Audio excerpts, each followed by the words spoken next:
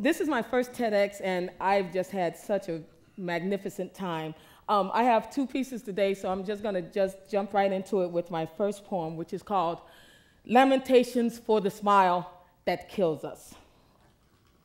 We were left wanting in our youth, missing so much that others took for granted, hungry in the way that mere food could never satisfy, needful of that which we so richly deserved, yet could only rarely obtain. The sun was hidden from us, so we sought out false warmth from angry shadows.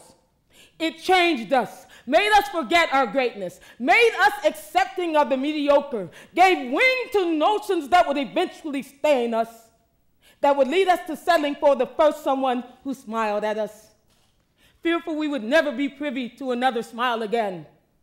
And in our compromise, we lost ourselves, caved into our fears, said goodbye to hopes and dreams, but with a pinky swear that it wouldn't be for long. Because eventually, he would come to know our value. Eventually, she would surely realize our worth. So we took it. We took the hurt. We took the agonizing, grievous hurt, all for want of a smile.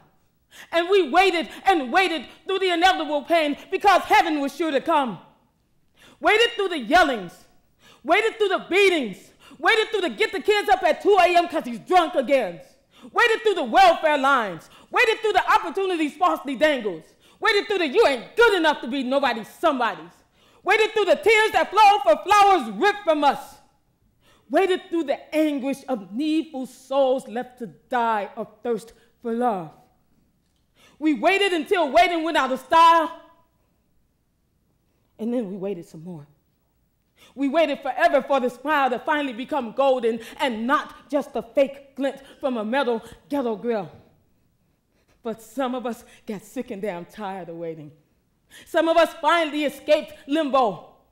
Some of us left behind the legacy passed down from Master's whip to Mama's switch.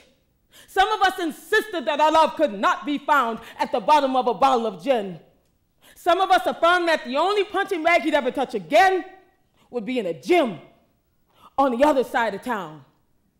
Some of us challenged the restrictions of a ceiling and extended our ladder to the sun. Some of us defied explanation and created our own brand new us.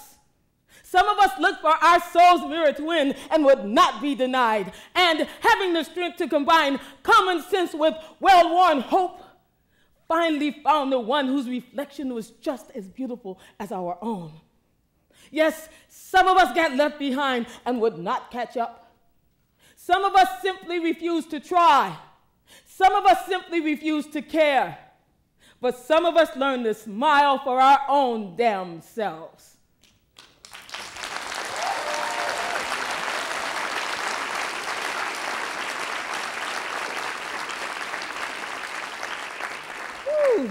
Okay. Along with being a full-time staff member here at MSU, I'm also a third-year Korean language student. And in learning this beautiful language and culture, I have had so many wonderful opportunities open up, including something that happened during my first year when I discovered this wonderful form of Asian poetry called Korean Sijo.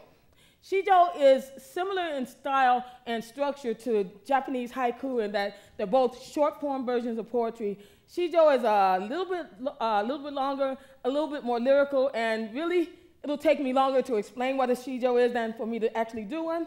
So my last piece today is an English Sijo that I wrote especially for TEDx Lansing called In the Mitten. This is how we do it, Will.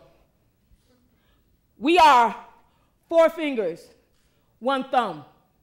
Our rabbit sits proudly astride. Tough times have rocked us lately. Mitten fraying, rabbit left for dead. But Michigan, my Michigan, we may be down, but never out. 감사합니다.